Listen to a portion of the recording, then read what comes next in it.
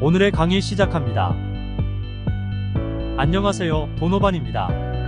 오늘부터 삼가에 대해 공부해 보겠습니다. 삼가란 가압류, 가처분, 가등기를 가리킵니다. 이때 가는 가짜의 가가 아니라 미리 가입니다. 미리 해둔다는 뜻으로 압류를 미리 해둔다, 처분을 미리 해둔다, 등기를 미리 해둔다는 의미입니다. 이를 법정용어로 보전처분이라고 합니다. 보전처분이란 다툼이 있는 권리를 보전하기 위하여 확정 판결에 따른 집행이 이루어지기 전까지 법원이 명하는 처분입니다. 보전처분에는 가압류와 가처분이 있습니다. 가압류는 금전 관련 채권의 보전처분이며 가처분은 비금전 관련 채권의 보전처분입니다. 가압류, 압류 많이 들어보셨지만 가압류가 뭔지 압류가 뭔지 모르시는 분들이 너무 많습니다. 오늘은 가압류가 이런 거구나 하고 이해하실 수 있을 정도면 충분합니다. 우리는 법률 전문가가 아니니까요. 가압류는 금전 관련 채권의 보전처분입니다. 예를 들어 설명해 보겠습니다. 사오정이 손오공에게 돈 1,000만 원을 빌려주었습니다. 손오공이 재산이 있음에도 돈을 갚지 않습니다. 그렇다고 법치국가인 우리나라에서 강제적으로 빼앗아 올 수 없으므로 소송을 통해서 채권을 회수해야 합니다. 대여금 반환 청구 소송을 제기하여 승소 판결이 날 때까지 최소 6개월 이상 소요됩니다. 이렇게 소송을 진행하는 동안 법원 판결로 경매 처분이 될 것이 뻔히 알고 있는 손오공이 재산을 빼돌리거나 처분하면 승소 판결을 받아도 경매를 집행할 물건이 없으므로 아무 소용 없습니다. 돈 빌려가고 제일 무서운 놈이 가진 거 없이 배째란 놈이란 말이 있습니다. 있어도 안 주는 것이라야 빼앗아라도 주지만 뺏을 것도 없을 땐 방법이 없습니다. 그래서 재산이 있는 걸 확인했다면 소송 전에 처분하지 못하도록 조치를 취해 두어야 합니다. 그것이 보전처분이며 금전 채권의 경우는 가압류를 해두는 것입니다. 가압류를 해두고 소송에서 승소하여 경매를 신청하여 채권을 회수하는 것입니다. 이처럼 가압류는 채무자가 재산을 빼돌리거나 처분하는 것을 막기 위함이므로 채무자의 동의 없이 진행합니다.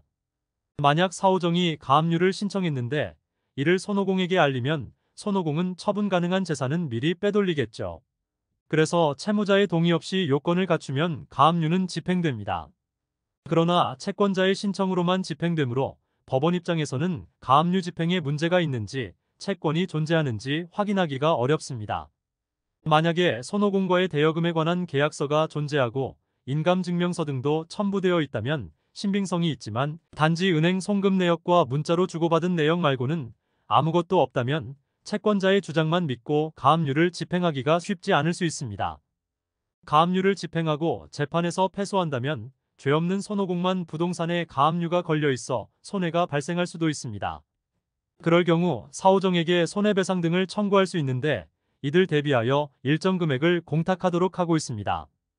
공탁금은 가압류 신청 당시의 제출 서류 등의 신빙성 등에 따라 차등하여 법원이 결정합니다.